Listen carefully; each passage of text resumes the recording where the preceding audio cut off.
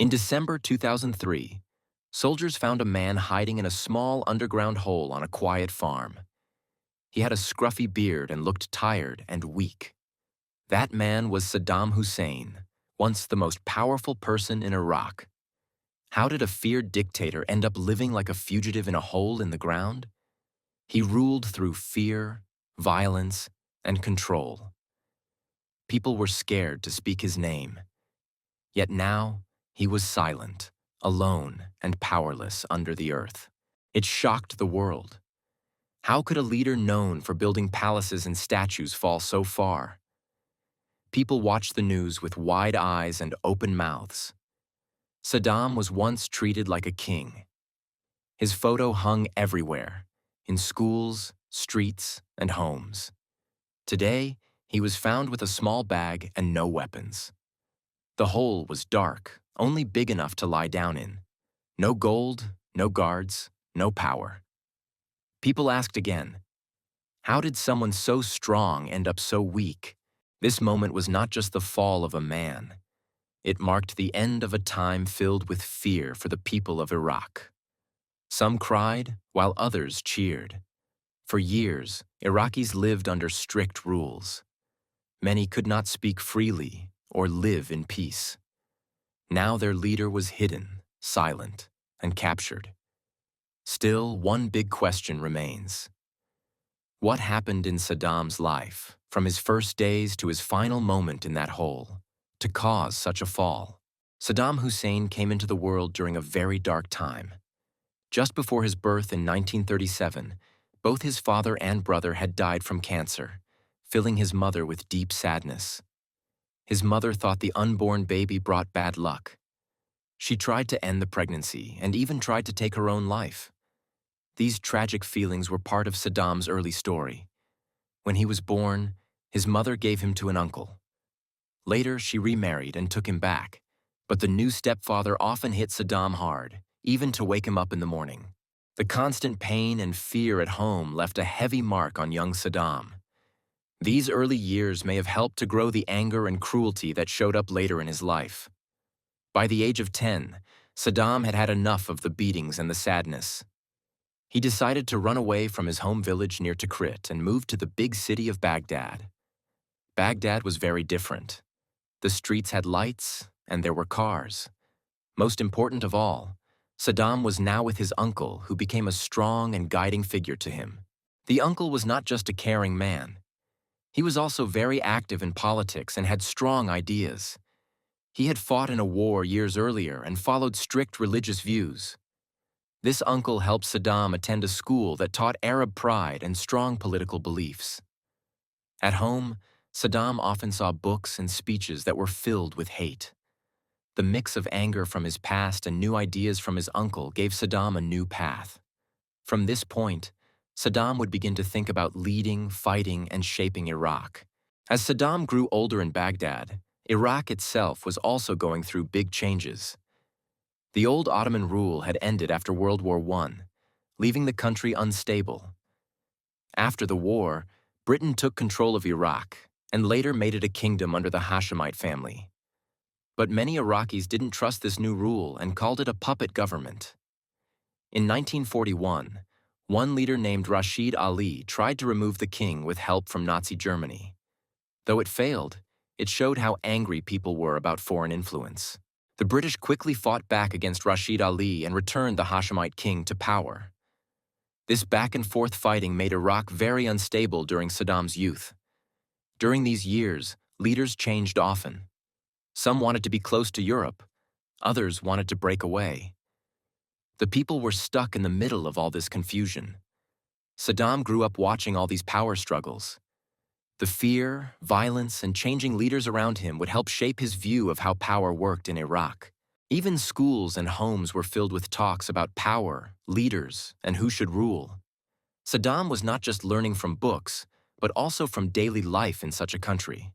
The 40s and 50s showed that Iraq could not find a system that worked for long. Each leader brought hope, but was soon replaced or removed by angry groups or the army. These events helped create a world where ideas and violence were often used together. Saddam would take these lessons with him as he began his political journey.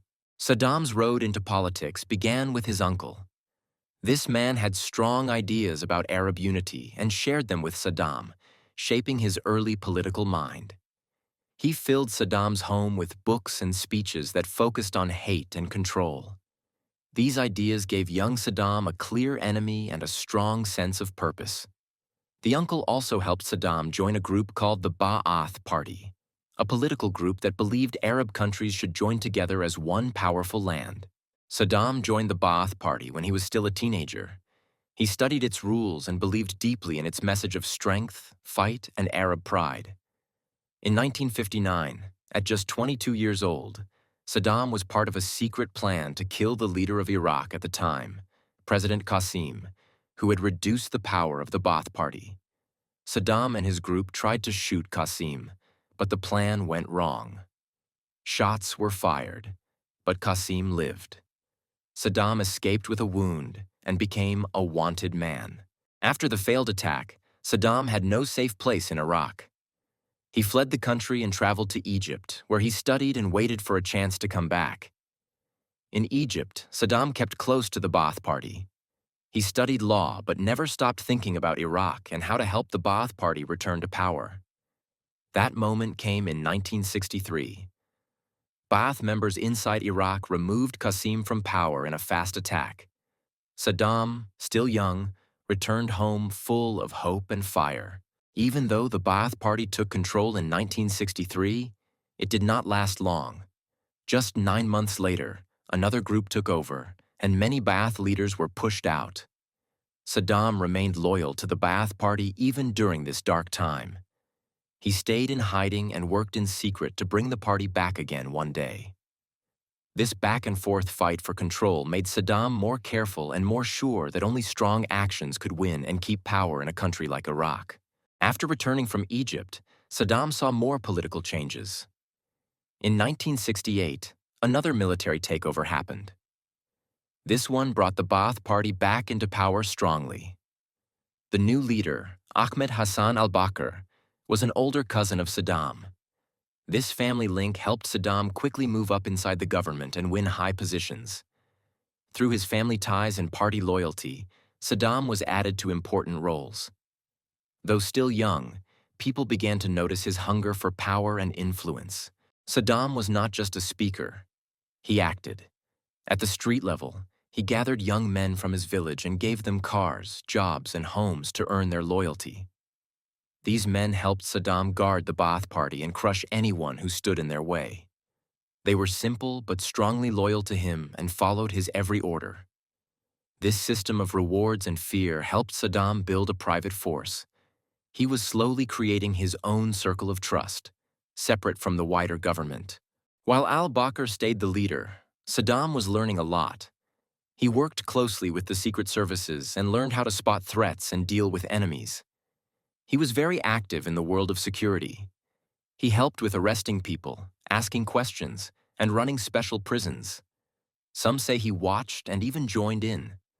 This gave him a deep understanding of fear and power. Saddam was trained not in school, but on the job, learning how to keep control through any means possible. Nobody in the party moved as fast as Saddam.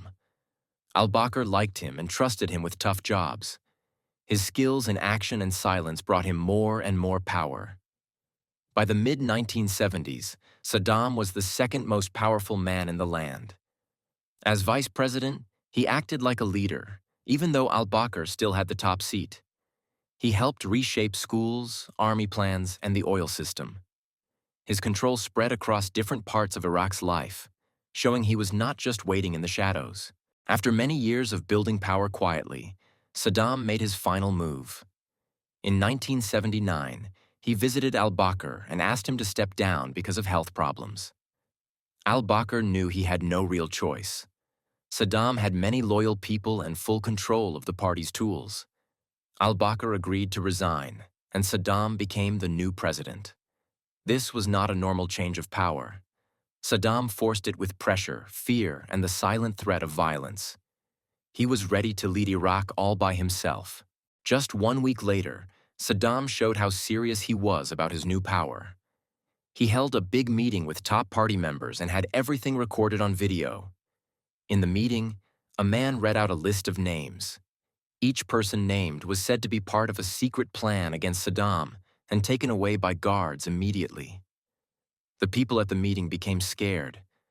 Some stood up, begging to show their support for Saddam to stay safe.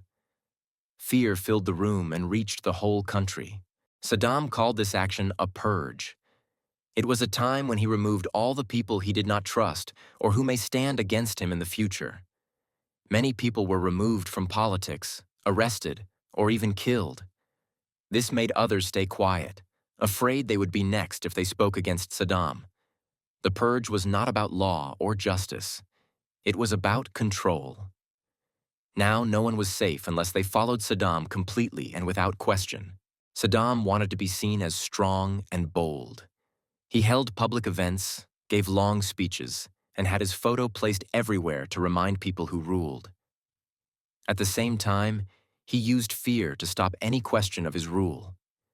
People were watched, and even small statements could lead to punishment or worse. This mix of fear and image building gave Saddam full control. He was now not just the leader, but a figure no one could challenge without risk. Saddam also used rewards to gain support. People who praised him or stayed loyal got better jobs, homes, or money from the government. He built a system where fear and gifts worked together. The people never knew if they would be helped or hurt, so they just obeyed. By doing this, Saddam started a new era in Iraq, one where fear, power, and control were placed above truth, law, and fairness. Once Saddam had full power, he moved quickly to take control of Iraq's money. He nationalized the oil industry, making it fully owned by the state. With this control, Saddam used oil money to build roads, schools, and hospitals. He made sure people saw him as the one who brought better lives to the poor.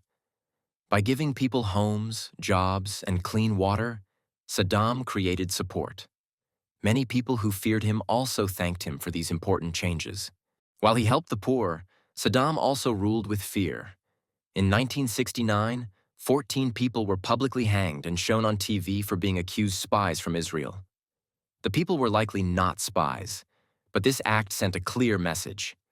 Anyone could be next. The crowd was shocked, but too afraid to ask questions. Public punishments like this reminded everyone of Saddam's strength. His goal was to stop all doubt and make others think twice before speaking up. Saddam made sure his image was everywhere. His photos were in schools, offices, and streets. It was the law to hang his picture in public places. He built many statues to celebrate himself. On each birthday, he gave the country a new statue to remind people of his rule and power over the land. Children saw him daily in school books. Teachers were told to praise him, and lessons were changed to make Saddam look like a hero to young minds. In 1979, a big change happened in nearby Iran. Its leaders were overthrown and replaced by a strict Shiite religious group led by Ayatollah Khomeini. Saddam saw this as a danger. Iraq was mostly Shiite, but Saddam, a Sunni, feared the new Iranian leaders would push Iraq's Shiites to revolt as well. He started arresting people who followed Shiite leaders too closely. Saddam did not want any new ideas or movements that could weaken his control. Saddam also spread fear among religious leaders. Those who had followers were watched closely. Some were jailed, and others simply disappeared. He ordered mosques to report all activities. If a group gathered too often or spoke of politics, it was shut down or its leader arrested without trial. By controlling religion, Saddam tried to make sure that no one could gain power through faith. He believed power must come only from the state. Saddam's rule began with the pain of his childhood and ended in silence, hiding in a hole. His life showed how suffering and power can deeply mix. He grew from a scared boy in Tikrit to a feared leader of Iraq. But his leadership was not built on love. It was made of fear, control, and silence. From the start to the end, Saddam used anger from his past to guide his actions. His rule reminds us what can happen when pain turns into power. Saddam ruled not just with weapons, but with fear in people's hearts. Spies, prisons, and secret killings helped him stay in charge for many years. Even those close to him were never truly safe. Many worked beside him in the day and disappeared at night. Fear was always part of daily life. Under his rule, silence was safety. Speaking up, telling jokes, or asking questions about the government could lead to arrest or worse. Saddam used rewards, statues, and schools to make people admire him. But deep inside, most people were only pretending out of fear. In towns, his face filled walls and money. In schoolbooks, he was called a hero. But real life was full of quiet fear and careful behavior. His image was everywhere, but his kindness was not. People lived two lives, one for public praise and one for silent truth at home. After his fall, Iraq had to begin again. It was hard for people who had only known how to follow orders and hide their true thoughts. Many schools, courts, and leaders had worked only for Saddam. After he was gone, it took years for the country to build new ways to rule. Healing takes time. Iraq needed to teach new leaders, listen to new voices, and remember the past without falling into fear again. Saddam's time in power shows how fear and strength can last for years, even without real support. It's a warning to the world. Leaders like Saddam are not born in a day. It starts with small events, painful childhoods, angry ideas, and people who stay quiet too long. His story is not just history for Iraq. It is a lesson for all countries to look closely at how power is used and how it can be stopped.